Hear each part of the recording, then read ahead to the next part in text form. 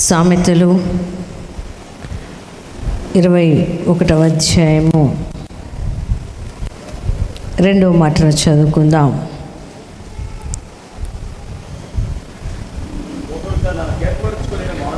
ఒకడు తనకేర్పరచుకొనిన మార్గము ఎట్టిదైనను తన దృష్టికి అది న్యాయముగానే ఎక్కుపడును. యెహోవాయే హృదయములను పరిశీలన చేయవాడు. చాలండి. ఇక్కడ మనుష్యులు ఏర్పరచుకొనిన కొన్ని మార్గాలు ప్రతి ఒక్కరికి కూడా అవి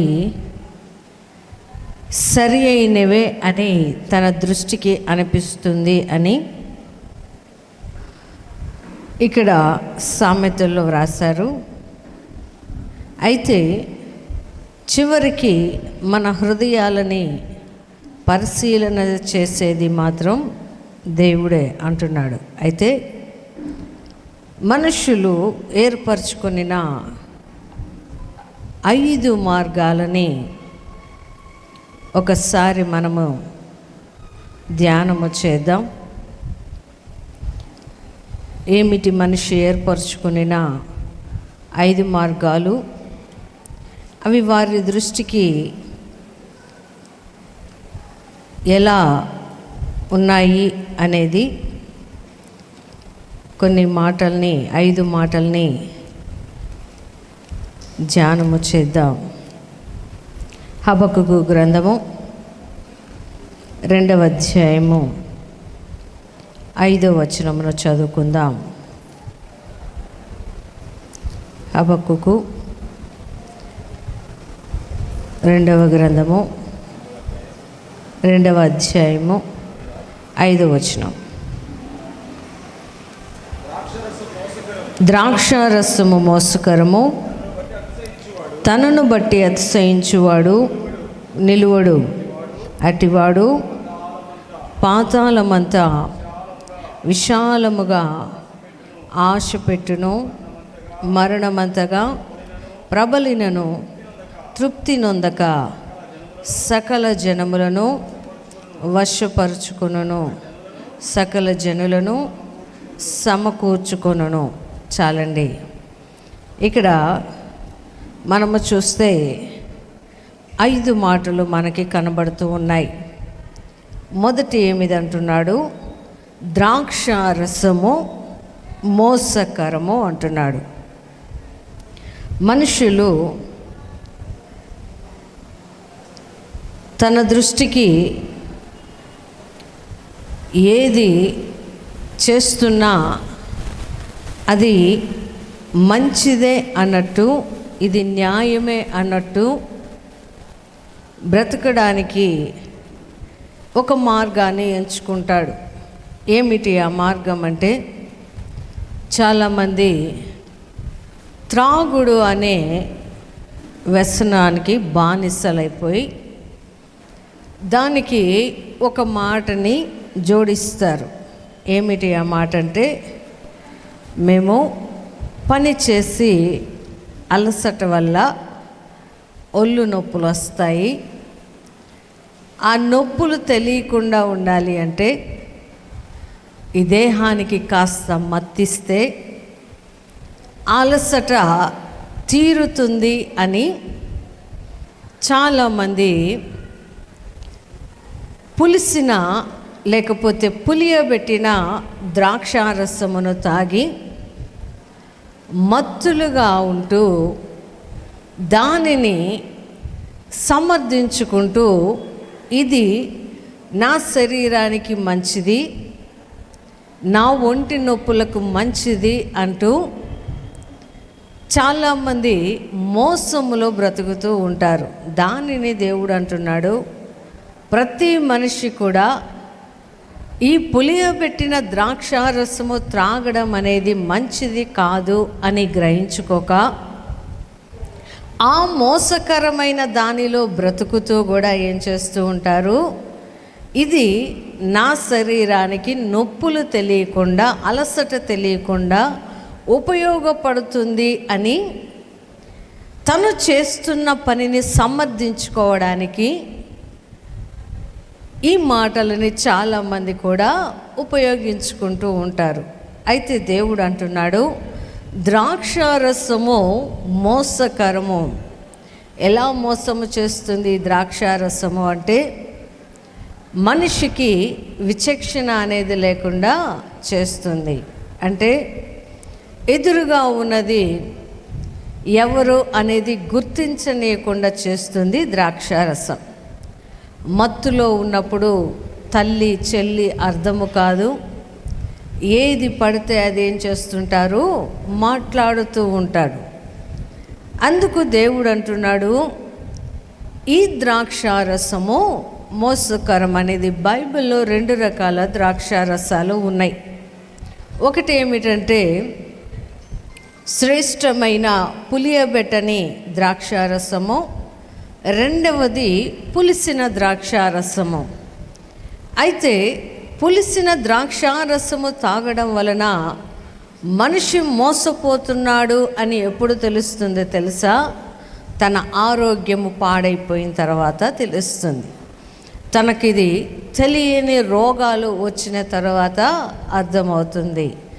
తను ఏ స్థితిలో ఉన్నాను అని తన శరీరము సహకరించినప్పుడు ఆ మోసకరమైన ద్రాక్షారసము తాగిన వానికి బాధ కలుగుతూ ఉంది. ఆ బాధ కలగకుండా ఉండాలి అని దేవుడు మనుష్యులు ఏర్పరచుకున్న మార్గాలు మిమ్మల్ని మోసము చేస్తాయి అని మనకి ముందుగానే హెచ్చరిస్తూ ఉన్నాడు. అయితే కొత్త నిబంధనలో యేసు ప్రభు ఒక ద్రాక్షారసం ఇచ్చాడు. ఏమిటి ఆ ద్రాక్షారసము అంటే, అది తాగిన వారు ఆనందించారంట. హల్లెలూయా! యేసు ప్రభు తయారు చేసి ఇచ్చిన ద్రాక్షారసమును తాగిన వారు ఆనందించారు. లోక సంబంధంగా దొరికే పులిసిన ద్రాక్షారసము మనుషులకి నెమ్మది లేకుండా చేస్తుంది అని దేవుడు తన మాటల ద్వారా హెచ్చరిస్తూ ఉన్నప్పుడు మనిషి అనుకుంటాడు, ఇది నాకు సరి అయినదే అనుకుంటాడు. దీనివల్ల నేను ఏ తప్పు చేయడం లేదు, దీనివల్ల నేను ఏ పాపము చేయడం లేదు, ఈ ద్రాక్షారసము తాగడం వల్ల నేను ఎవరికి ఏమి చెయ్యలేదు అని అనుకుంటూ ఉంటాడు. కానీ దేవుడు తన కోసము ఏర్పాటు చేసిన దేవాలయమును పాడు చేస్తున్నాడని మాత్రము గ్రహించరు. ఎప్పుడు గ్రహిస్తారంట? తను మోసపోయిన దానిని బట్టి మనుషులు తనని అసహ్యించుకుంటున్నప్పుడు, ద్రాక్షారసం వల్ల తను మోసపోయిన దానిని బట్టి మనుషులు తృణీకరించి మాట్లాడుతూ ఉన్నప్పుడు అప్పుడు కూర్చొని బాధపడుతూ ఉంటారు.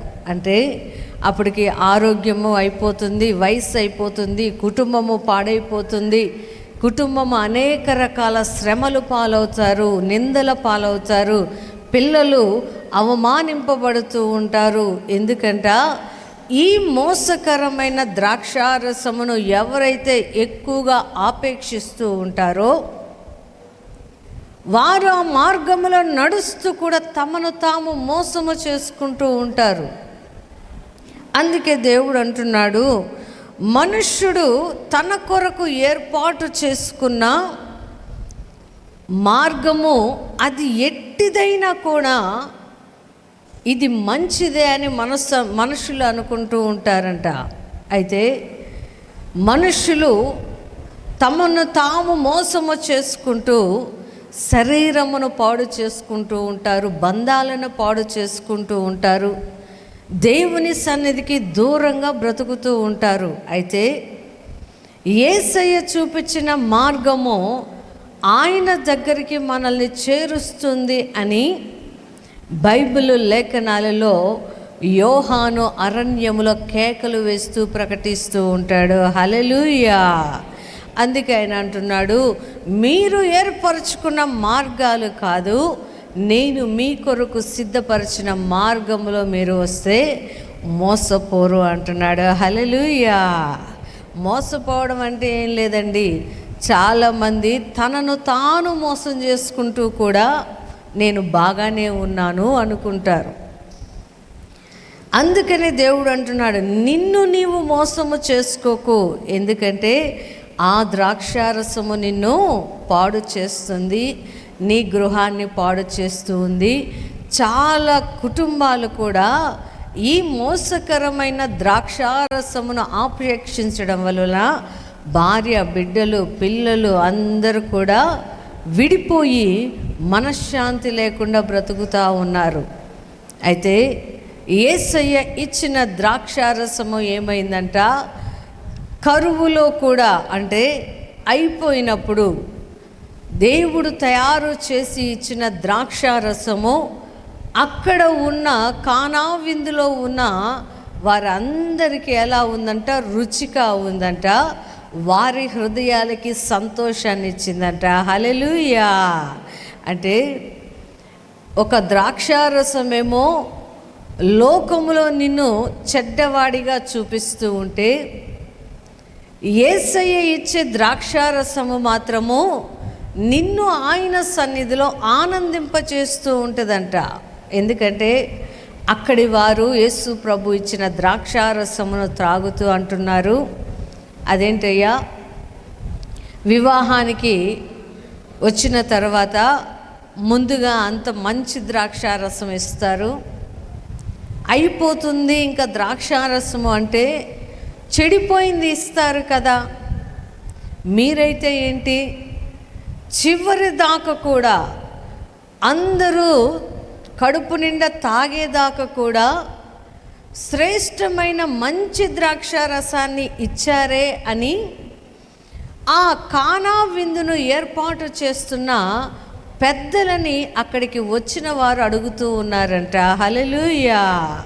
అంటే యేసు ప్రభువునే ఆశ్రయించినప్పుడు, యేసు ప్రభువు ఇచ్చే ద్రాక్షారసమును త్రాగినప్పుడు, యేసు ప్రభువు ఇచ్చే ఆ శ్రేష్టమైన ద్రాక్షారసమును ఎవరైతే పానము చేస్తారో వారి జీవితము చివరి వరకు కూడా దేవుని సన్నిధిలో సంతోషంగానే ఉంటారు. హల్లెలూయా. దేవుని సన్నిధిలో ఆనందిస్తూనే ఉంటారు.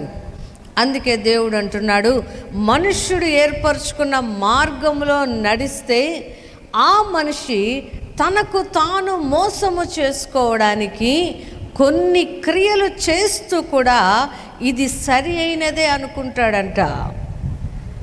అందుకే ఆయన అంటాడు, యేసయ్య మోసపోకుడి, మీరు చేస్తున్న క్రియలను బట్టి నేనేమి మనుష్యుల దగ్గర వెక్కిరించబడను, మనుష్యులు చేస్తున్న చెడ్డ కార్యములను బట్టి యేసు ప్రభు ఏమి ఎక్కిరించబడడు. చాలామంది అనుకుంటారు క్రైస్తవులంటే అందరూ మంచోళ్ళేనా, క్రైస్తవుల్లో తాగుబోతులు లేరా, క్రైస్తవులో లోకంలో బ్రతికేవారు లేరా, క్రైస్తవంలో లోకంలో ఇష్టానుసారంగా జీవించేవారు లేరా అని యేసు ప్రభువుని బట్టి వారు చేస్తున్న క్రియలను బట్టి దేవుణ్ణి దూషిస్తూ ఉంటారు. అయితే దేవుడు అంటూ ఉన్నాడు, ఆయన దగ్గరకు వచ్చేవారు, ఆయన బిడ్డలైన వారు మోసపోరంట. హల్లెలూయా. ఒకవేళ ఇంకా యేసు ప్రభువునందు అంగీకరించకుండా, ఇంకా యేసు ప్రభు అంటే తెలుసుకోకుండా, యేసు ప్రభు చెప్తున్న మార్గములో నడవని వారు ఎవరైనా ఉంటే వారి కొరకు దేవుడు ఒక సమయాన్ని ఏర్పాటు చేస్తాడంట. ఆ మాటని మనము ప్రకటన గ్రంథము 14వ అధ్యాయము 19-20లో చూస్తే, కాగా ఆ దూత తన కొడవలి భూమి మీద వేసి భూమి మీద ఉన్న ద్రాక్ష పండ్లను కోసి దేవుని కోపమును ద్రాక్షల పెద్ద తొట్టిలో వేసెను.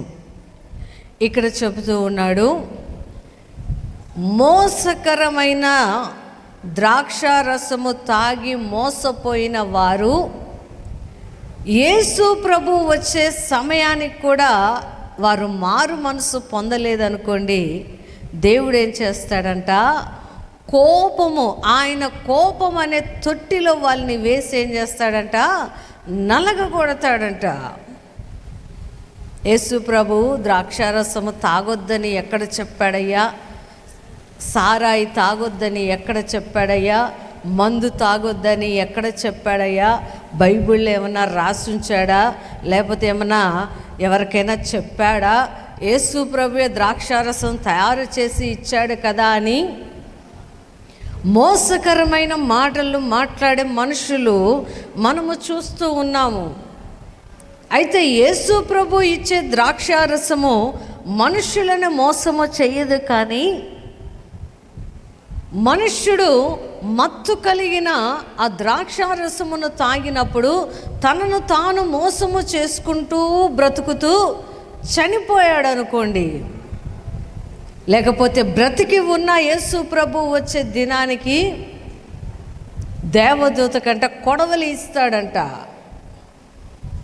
ఎవరైతే ఇంకా మోసపోతూ ఉన్నారో, ఎవరైతే ఇంకా ఆ మత్తు నుండి బయటికి రాకుండా ఉన్నారో, ఎవరైతే ఇంకా నా మాటలను గ్రహించకుండా మోసపోతూ ఉన్నారో వారందరిని ఏం చేయాలంట, కోత కోసినట్టు వారిని సమకూర్చి దేవుని కోపం అనే తొట్టిలో వచ్చి వారిని నలగ కొడుతూ ఉంటే, ఆ నలగ కొడుతున్న ఆ తొట్టిలో నుండి ద్రాక్షారసము అంటే మనుషుల రక్తం అంట ప్రవహిస్తూ ఎర్రగా రక్తములాగా పారుతూ ఉంటుందంట. చాలామంది అంటారు తాగితే దేవుడు ఏమనుకోలేండి అని, కానీ దేవునికి కోపం అంట.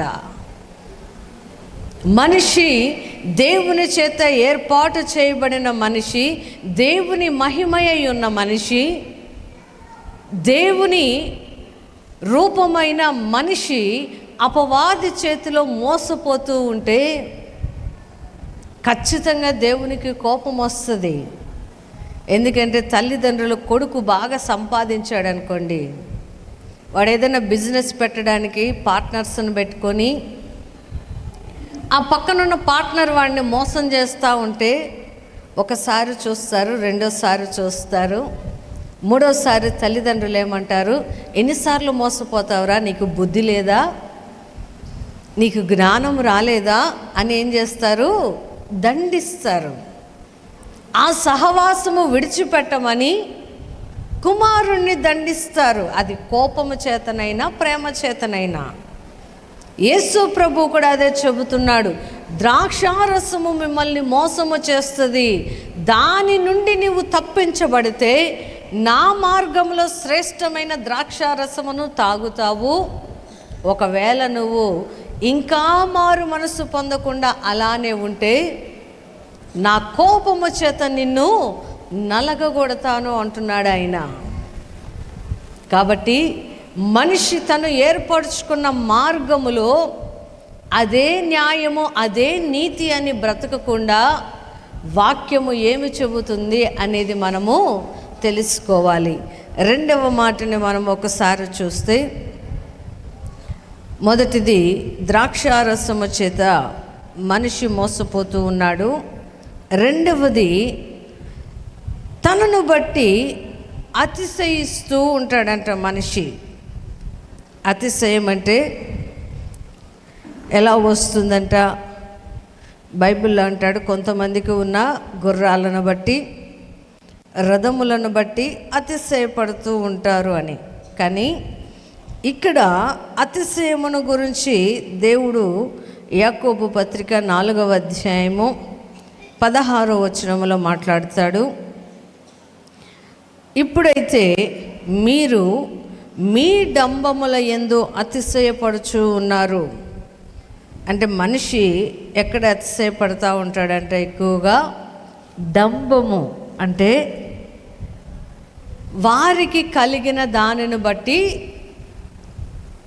లేని వారి దగ్గర గొప్పగా బ్రతుకుతూ ఉంటాడు. అంటే తనకన్నా తక్కువ సంపాదించే వారి దగ్గర, లేకపోతే తనకన్నా చదువు తక్కువ ఉన్న వారి దగ్గర, లేకపోతే తనకన్నా ఉద్యోగంలో తన క్రింద ఉన్న వారి దగ్గర వీళ్ళు ఏం చేస్తూ ఉంటారు, డంబముగా ప్రవర్తిస్తూ ఉంటారు.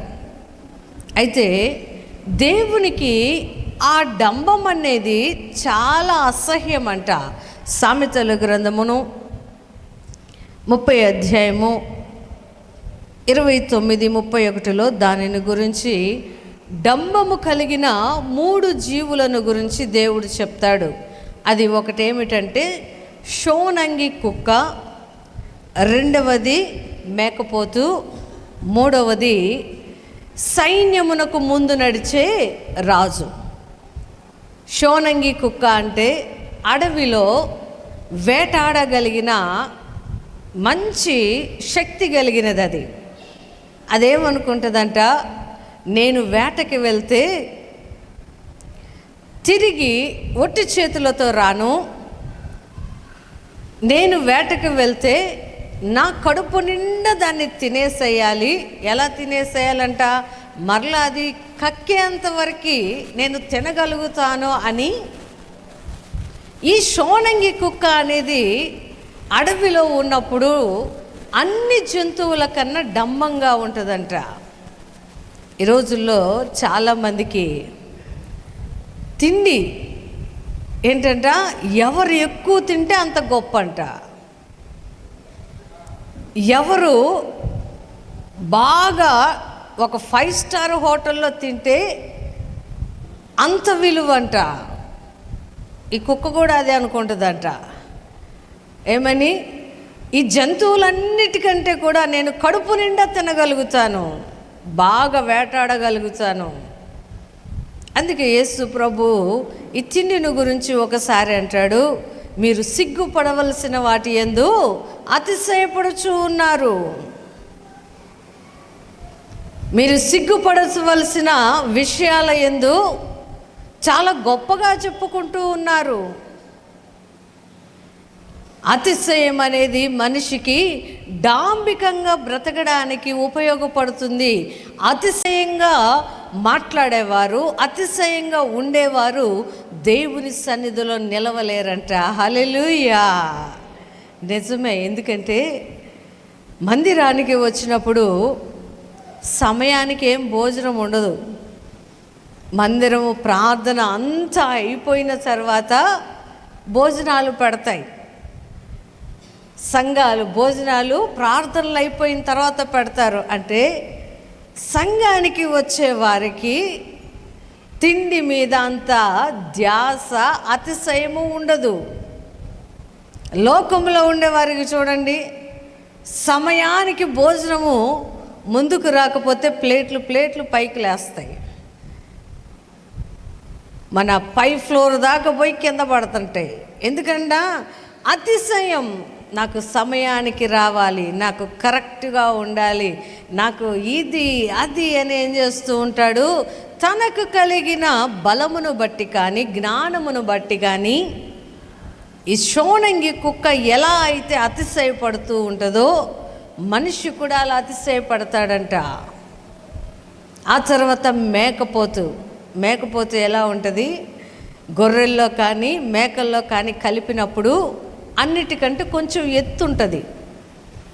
మరలా ఏముంటుంది, దానికి ఒక గడ్డం ఉంటుంది, కొంచెం కొమ్ములు పెద్దగా ఉంటాయి. ఏమిటంటే దీనికి ఉన్న అతిశయం ఏమిటంట, తన గడ్డము, తన కొమ్ములు. మనుషులు కూడా వారికి కలిగినవి. అంటే కొంతమంది మంచి బట్టలు వేసుకుంటే సరిగ్గా వేసుకొని వాళ్ళని చూసి ఏమి ఎగతాళి చేస్తారో, ఎంత గేలి చేస్తారో, లేకపోతే వారికి ఉన్న ఆస్తులను బట్టి కానీ వారికి కలిగిన బంగారమును బట్టి కానీ లేని వారిని చూస్తే ఎంత తక్కువగా మాట్లాడుతూ ఉంటారో. అలానే మూడవదిగా ఎవరంట, సైన్యమునకు ముందుగా నడిచే రాజు. రాజు అంటేనే అన్నిటిపైన, అంతటిపైన, తన రాజ్యములో ఉన్న సమస్తము పైన అధికారము కలిగిన వ్యక్తి. కానీ దేవుడు ఎప్పుడు కూడా మనిషిని ఇంకొక మనిషి అధికారము చేయమని కానీ ఇంకొక మనిషి మీద అజమాయిషి చేయమని యేసు ప్రభు ఎక్కడ చెప్పలా. ఆయన అంటున్నాడు, నిన్ను వలని పొరుగు వారిని ప్రేమించు. నిన్ను నీవు ఎలా ప్రేమించుకుంటావో, నీ శరీరాన్ని ఎలా ప్రేమించుకుంటావో అలానే నీతో ఉన్న వారిని ప్రేమించు. సైన్యమునకు ముందు నడిచే రాజుకు ఆ ప్రేమ ఉండదు. ఆయనకి ఉన్న ఆలోచన అంతా ఏమిటి? యుద్ధములో ఎలా అయినా విజయము పొందుకోవాలి. ఎంతమంది చచ్చిపోయినా అవసరం లేదు, ఎంతమంది జీవితాలు పాడైపోయినా అవసరం లేదు, కానీ నా రాజ్యము గెలవాలి అని అహంకారమైన దృష్టితోటి డాంబికంగా ప్రవర్తిస్తూ ఉంటాడు. సైన్యానికి ముందు నడిచే రాజైనా లేకపోతే అధికారులైనా ఎవరైనా కానీ ఒకసారి యేసు ప్రభువుని దేవుడిగా అంగీకరించిన తర్వాత మనుషులు అతిశయపడడానికి, మనుషులు డాంబికంగా ప్రవర్తించడాన్ని యేసు ప్రభువు అసహించుకుంటాడంట. ఆ మాటని మనము చెప్పుకోవడము కాదు, కానీ కీర్తన 5వ అధ్యాయము 5వ వచనములో ఆయన మాట్లాడుతూ ఉంటాడు, యెహోవా డాంబికులు దేవుని సన్నిధిన నిలవలేరు అంటున్నాడు. డాంబికంగా ఉండేవారు లేకపోతే డాంబికంగా ప్రవర్తించాలనుకునేవారు దేవుని సన్నిధిలో నిలవబడరట. నిజమే. ఎందుకంటే కొంతమంది మందిరానికి వచ్చినా కూడా ఏం కోరుకుంటారో తెలుసా? నన్ను అక్కడ గొప్ప చేయాలి.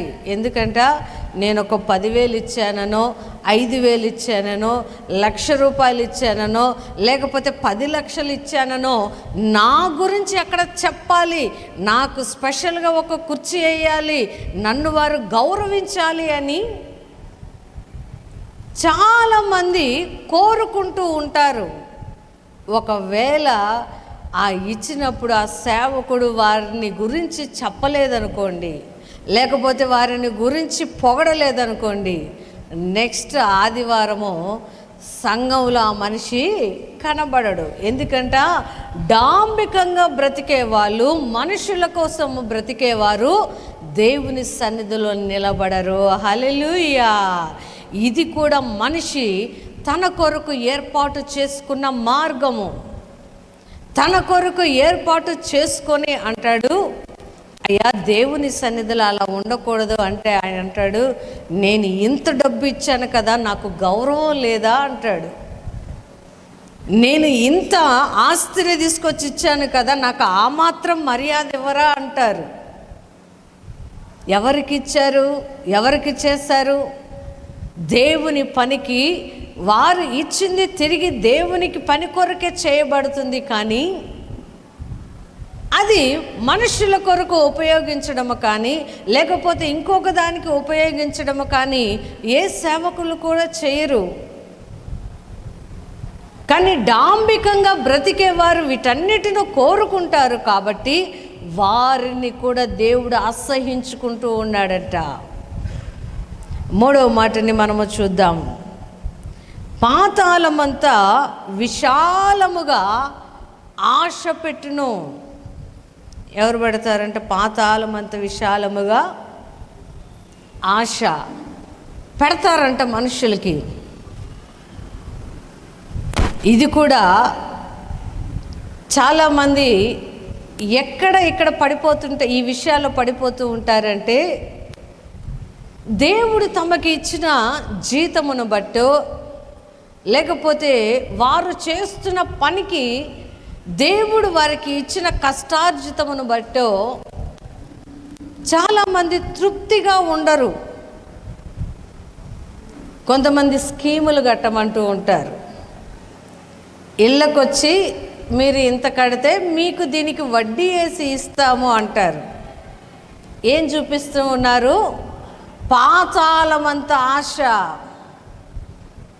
మనకున్నది ఇంతే, మన జీవితము ఇంతే, కానీ ఏం చూపిస్తూ ఉంటారంట?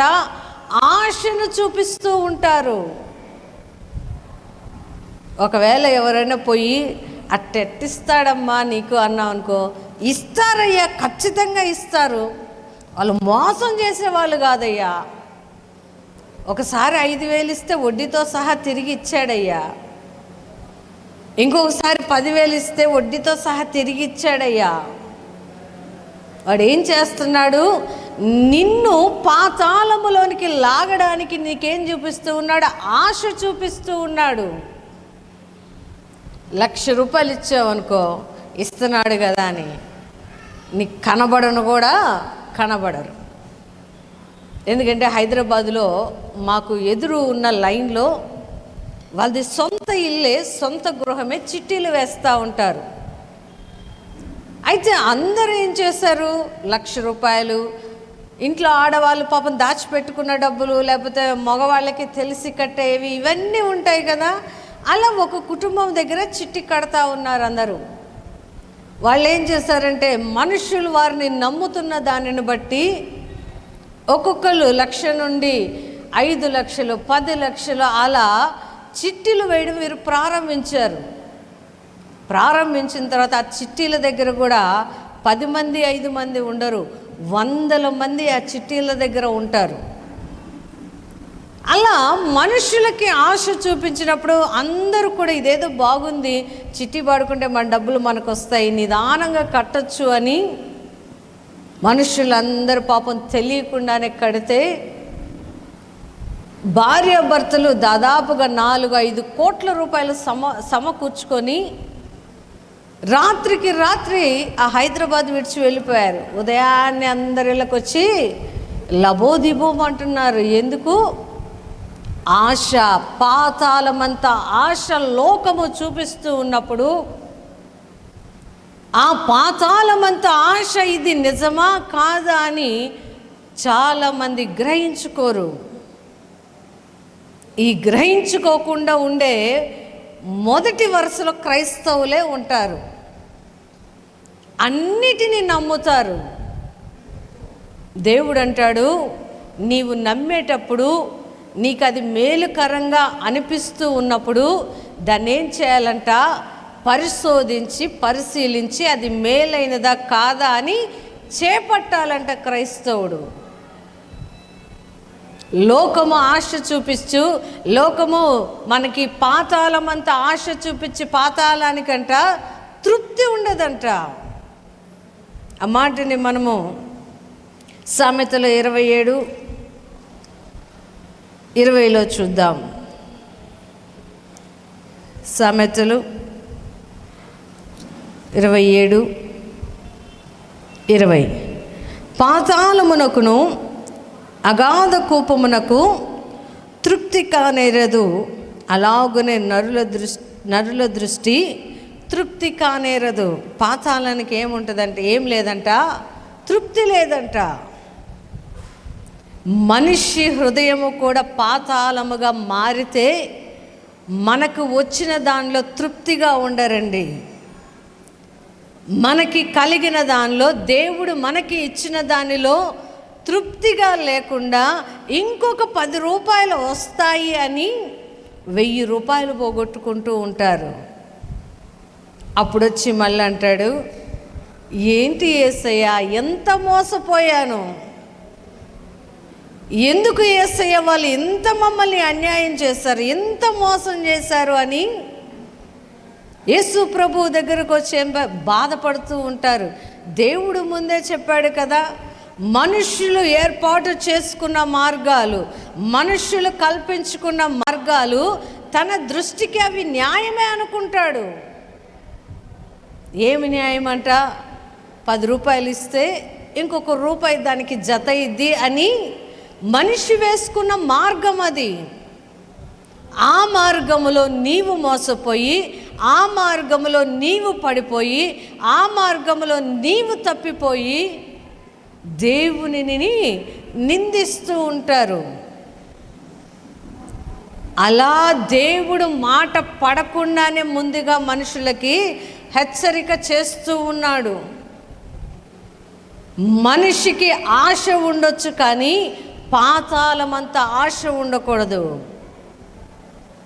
దేవుడు బైబిల్లో అంటాడు, ఆశపడే ప్రాణమును దుప్పి నీటి ఆశపడినట్లు, నీటి కొరకు ఆశపడినట్లు ఆశపడే ప్రాణమును దేవుడు ఏం చేస్తాడంట? తృప్తిపరుస్తాడంట. దుప్పి నీళ్ళు ఎందుకు తాగుద్ది? కడుపు నింపుకోవడానికి తాగుద్ది, బ్రతకడానికి తాగుద్ది. తన శరీరానికి కావలసినంత నీరు దుప్పి తాగుద్ది, తృప్తి పడుతుంది. కానీ మనిషికి తృప్తి లేదంట. నీవు తృప్తి పడే ఆశని నీవు కలిగి ఉంటే ఖచ్చితంగా దేవుడు నీ ఆశను తీరుస్తాడు. హల్లెలూయా. కానీ మనుషులు ఏర్పాటు చేసుకున్న మార్గం ఏమిటంట? తనను బట్టి తాను అతిశయిస్తూ, తనను బట్టి తాను పాతాళమంతా ఆశ పెట్టే మనుషుల వైపు చూస్తూ మోసపోతూ ఈ మార్గము మంచిదే అని అనుకుంటాడంట. ఇంకా 4వది మనము చూసినప్పుడు మనిషి ఏమి చేస్తాడంట? సకల జనులను వశము పరుచుకుంటారంట. అంటే చాలామందికి ఈ మాటని చదువుకుంటున్నప్పుడు కొంతమందికి మనుషులు కనపడకపోతే, వారికి మనుషులు తిరగకపోయినా, మనుషులు వారితో మాట్లాడకపోయినా, మనుషులు వాళ్ళ కళ్ళకి కనబడకపోయినా ఏం చేస్తుంటారంటే బాధపడుతూ ఉంటారు. అందుకనే సాయంత్రం అయ్యేటప్పటికి ఏమైపోతారు? కాస్త రోడ్డు మీద పోయేట జనాలను చూసొద్దాము అనుకుంటారు. అలా చూడాలని వెళ్ళే వారిని వశపరుచుకునే వాళ్ళు ఉంటారంట. ఎందుకంటే లోకములో ఉన్న అందాలను చూడడానికి ఊరు బాగుంటుంది, పట్టణము బాగుంటుంది అని, ఆ అందాలను చూడడానికి, ఆ పెద్ద ఊరును చూడడానికి సాయంత్రము బయటికి వెళ్తే ఆ తిరిగి ఎలా వచ్చిందంట? చెడిపోయిన స్థితిలో తన ఇంటికి చేర్చబడి అన్నని హంతకుల్ని చేసేసింది. యాకోబు జీవితంలో కొడుకులు ఎప్పుడు చేయని పని, కొడుకులు ఎప్పుడు కూడా కత్తి పట్టి ఒకరికి హాని కలిగించకుండా బ్రతుకుతున్నా వీరి కుటుంబంలో దీనా ఏం చేసిందంట? అన్నదమ్ములు కత్తులు పట్టుకునేటట్టు చేసిందంట. ఎందుకు చేసింది? ఆమె తను ఉండవలసిన స్థితిలో ఉండకుండా బయటికి వెళ్ళినప్పుడు మనుషులను మోసము చేసేవారు, మనుషులని వశపరుచుకునేవారు, వారి జీవితాలని పాడు చేయాలనుకునేవారు లోకములో తిరుగుతూ ఉంటారండి. దానియేలు 11:32 ఒక మాటను చూద్దాం. మనుషులను వశపరుచుకునే వారిలో ఏముంటాయంట? ఇచ్చకపు మాటలు చెప్పి నిబంధనను అతిక్రమించి వారిని వశపరుచుకొనును. ఏం చేస్తూ ఉంటారంట? మనుషుల్ని వశపరుచుకునే వాళ్ళు ఇచ్చకపు మాటలు చెబుతూ ఉంటారంట. అంటే సుదీర్ఘమైన మాటలు, మెత్తటి మాటలు, మనుషుల మనసులకు నచ్చే మాటలు చెబుతూ ఉంటారంట. మరి ఒక మనిషి మనల్ని ఆకర్షించాలంటే ఏం చేయాలి? అందంగా అయినా మాట్లాడాలి, నైస్గా మాట్లాడాలి. ఎందుకంటే అలా మాట్లాడుతూ ఉంటేనే నిన్ను వశం చేసుకోవడానికి వాళ్ళకి వీలవుతుంది, నిన్ను లోపరుచుకోవడానికి వాళ్ళకి వీలవుతుంది. కాబట్టి మనుషులు ఏం చేస్తారంటే ఇచ్చకాలు మాట్లాడుతూ ఉంటారు, సుదీర్ఘంగా సంభాషణ చేస్తూ ఉంటారు. కొంతమంది చూడండి, ముఖం తెలియదు కానీ ఫోన్ వచ్చిందంటే చాలు అవతల వాళ్ళు ఎవరు ఏంటి అని ఏమీ అడగరు. మనుషులు ఒక్కసారి పరిచయం అయితే చాలు, వారి అడ్రస్ తెలీదు, వారి జీవితము తెలీదు, వారి కుటుంబ పరిస్థితులు ఏమీ తెలియదు. కానీ ఇంకా ఫోన్ వస్తే చాలు పిల్లలు ఎవరు కూడా, ఆడపిల్లలు కూడా అలానే తయారయ్యారు. మరీ ముఖ్యంగా భయంకరంగా తయారైపోయారు ఆడపిల్లలు. ఒకప్పుడు ఆడపిల్లలు నాకేదైనా చెడ్డ పేరు వస్తుందంటే భయపడిపోయేవారు, నన్నేమన్నా అనుకుంటారేమోనని దాచుకునేవారు ఆడపిల్లలు. కానీ ఈరోజులో ఆడపిల్లలకి భయం లేదండి. అసలు తనకి రోడ్డు మీద ఫోన్లో మాట్లాడుతుంది ఒక అమ్మాయి, గంటలు గంటలు మాట్లాడుతూ ఉంది అంటే తనని వశపరుచుకున్న వారు ఎవరో ఉన్నారు అని అర్థము. తను మోసపోతుంది అని మనుషులమైన మనకి అర్థం అవ్వాలి. ఆ మార్గము వేసుకొని ఆ మార్గములో పాడైపోయిన తర్వాత తల్లి వచ్చి ఏడుస్తుంది, అయ్యా మా అమ్మాయి మోసపోయింది, మా అమ్మాయి జీవితం పాడైపోయింది, మా అమ్మాయి మీదకి నిందలు వచ్చాయి, మా ఇంటికి శ్రమ వచ్చింది అని ఏం చేస్తారంట, ఇచ్చకాలు మాట్లాడే వారి మాటలకి మీ చెవులనే అప్పగిస్తే మీ జీవితాలు పాడైపోతాయి. ముందుగా బాగుంది అనిపిస్తుంది, నడుస్తూ ఉన్నప్పుడు బాగుంది అనిపిస్తుంది, దూరంగా ఉన్నంత వరకు బాగుంది అనిపిస్తుంది, కానీ నిన్ను ఎవరైతే వశము చేసుకోవాలనుకున్న వారి దగ్గరికి నువ్వు వెళ్తావో నీ జీవితము కూడా పాడైపోతుంది.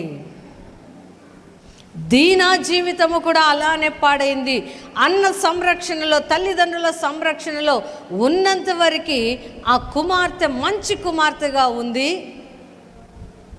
ఎప్పుడైతే తనకి కలిగిన ఆలోచనను బట్టి ఆ పట్టణమును, ఆ ఊరును చూడాలని బయలుదేరిందో, తనకి కలిగిన మార్గమును బట్టి, తనకు ఏర్పరచుకున్న మార్గమును బట్టి కుటుంబం అంతా కూడా అశాంతిలోకి వెళ్ళిపోయింది, దుఃఖములోకి వెళ్ళిపోయింది. యాకోబు తన కుమారులను బట్టి కన్నీరు కారుస్తూ ఉన్నారు.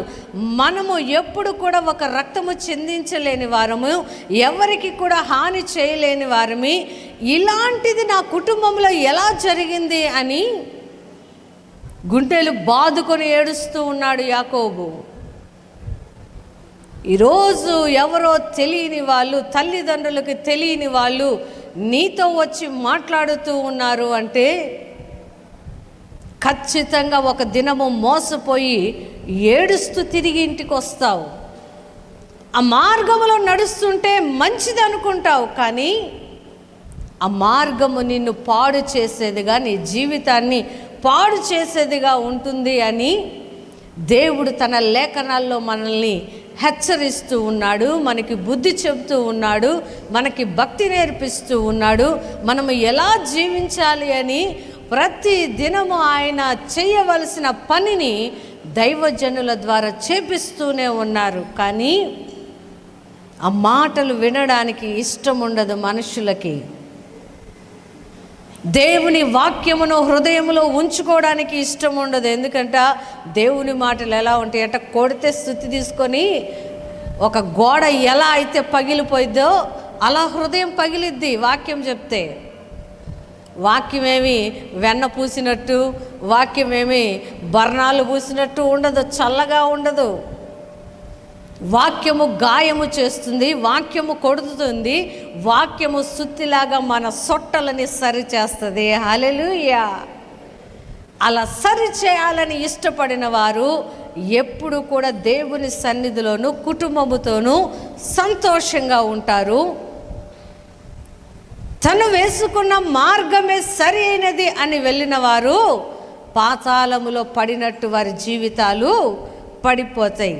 అయితే 5వ మాటని చివరిగా మనుషులు ఏర్పాటు చేసుకున్న 5వ మార్గం ఏమిటంట, సకల జనులను సమకూర్చుకుంటారంట.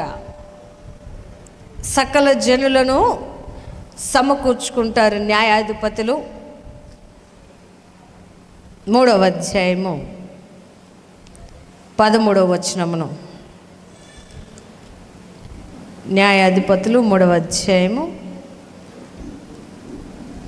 13. అతడు అమ్మోనీయులను అమాలేకీయులను సమకూర్చుకొని పోయి ఇశ్రాయేలీయులను ఓడగొట్టి ఖర్జూర చెట్లు పట్టణమును స్వాధీనపరచుకొనెను. జనుల్ని సమకూర్చుకునే వాళ్ళు దేనికి సమకూర్చుకుంటారంట, యుద్ధాల కోసం సమకూర్చుకుంటారంట. అంటే రేపు నాకు ఏదైనా కష్టం వస్తే నా పక్కన 10 మంది మాట్లాడొద్దు, రేపు నాకు ఏదైనా శ్రమ వస్తే ఈ 10 మంది వచ్చి నాకు సహాయం చేయొద్దు, అని ఏం చేస్తుంటారంట, మనుషులని సమకూర్చుకుంటుంటారంట. దేనికంట? దేవుని ప్రజల్ని పాడు చేయడానికి, దేవుడు ఇచ్చిన ఖర్జూర పట్టణములను స్వాధీనము చేసుకోవడానికి మనుషులు ఏం చేస్తాడంట, సమకూర్చుకుంటూ ఉన్నారంట. ఈ రోజుల్లో కూడా క్రైస్తవుల్ని కొట్టడానికి, క్రైస్తవుల్ని చంపడానికి, క్రీస్తునందు ఉన్న వారిని ఇబ్బంది పెట్టడానికి కొంతమందిని జనాల్ని సమీకరించుకుంటూ ఉన్నారు.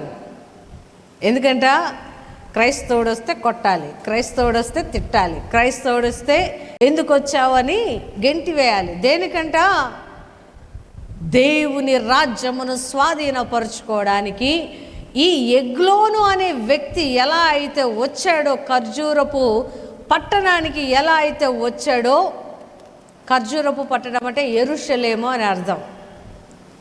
ఎలా అయితే తన ప్రజలని పట్టుకోవడానికి వచ్చాడో, అలా ఈ రోజుట్లో చాలామంది కూడా దేవుని ప్రజలని పట్టుకోవడానికి బయలుదేరుతూ ఉన్నారు. ఎలా బయలుదేరుతూ ఉన్నారు? యేసు ప్రభు దేవుడు కాదంట, ఆయన ఎక్కడ కూడా అలా చెప్పలేదంట. యేసు ప్రభు చనిపోలేదంట, ఆయన తిరిగి లేవలేదంట, అసలు యేసు ప్రభు అని ఆయనే పుట్టలేదంట అని దేవుని ప్రజల మనస్సులను పాడు చేయడానికి, దేవుని ప్రజలని దేవుని రాజ్యమునకు కూర్చబడకుండా ఉండడానికి కొంత పాడు చేసే సమూహము బయలుదేరి దేవుని ప్రజల్ని పట్టుకోవడానికి సిద్ధంగా ఉన్నారంట. అయితే కొంతమంది వాక్య జ్ఞానము లేనివారు, వాక్యమును పరిశీలించలేని వారు, లేకపోతే యేసు ప్రభు భౌతికంగా ఈ భూమి మీదకి వచ్చాడా లేదానని పరిశీలన చేయలేని వారు ఏం చేస్తూ ఉన్నారంటే, యేసు ప్రభు రాలేదంటలే, వాళ్ళు చదువుతున్నారుగా, వీళ్ళు చదువుతున్నారుగా, వాళ్ళు అంటున్నారుగా, వీళ్ళు అంటున్నారుగా అని ఎవరో వేసిన మార్గములో నడవడానికి కొంతమంది బయలుదేరి వెళ్ళిపోతూ ఉన్నారు. వాళ్ళు వీళ్ళు వేరే వాళ్ళు చెప్పడము కాదు, నీ హృదయముతోటి యేసు ప్రభు ఏం చెబుతూ ఉన్నాడు, నీ మనస్సుతోటి ఆయన ఏమి మాట్లాడుతూ ఉన్నాడు, నిన్ను ఆయన ఎలా పిలుచుకున్నాడు, ఏ స్థితిలో నువ్వు యేసు ప్రభు దగ్గరికి వచ్చావు అని నీ హృదయాన్ని పరిశీలన చేసుకుంటే, నీ అంతరంగాన్ని పరిశీలన చేసుకుంటే, దేవుని ప్రజల్ని పట్టుకోవడానికి వచ్చిన ప్రజల చేతిలో నుండి మనము ఖచ్చితంగా విడిపించబడతాము. హల్లెలూయా. సమకూర్చుకొనివాడు యుద్ధమునకు సమకూర్చుకుంటాడు, సమకూర్చుకొనివాడు భేదమునకు సమకూర్చుకుంటాడు, మనుషులను సమకూర్చుకునివాడు విభేదించడానికి సమకూర్చుకుంటారు. కాబట్టి ఆ సమకూర్చబడే గుంపులో ఉండి మనము దేవునికి వ్యతిరేకంగా నిలబడకుండా మనము ఉండాలి అంటే మనం ఏం చేయాలి అంట, ఆయన చూపించిన సరళమైన మార్గములో నడవాలి. హల్లెలూయా. ఆ మార్గమును యోహాను బోధిస్తూ ఉన్నాడు. లోకరక్షకుడు వస్తూ ఉన్నాడు, నా వెనుక వస్తూ ఉన్నాడు.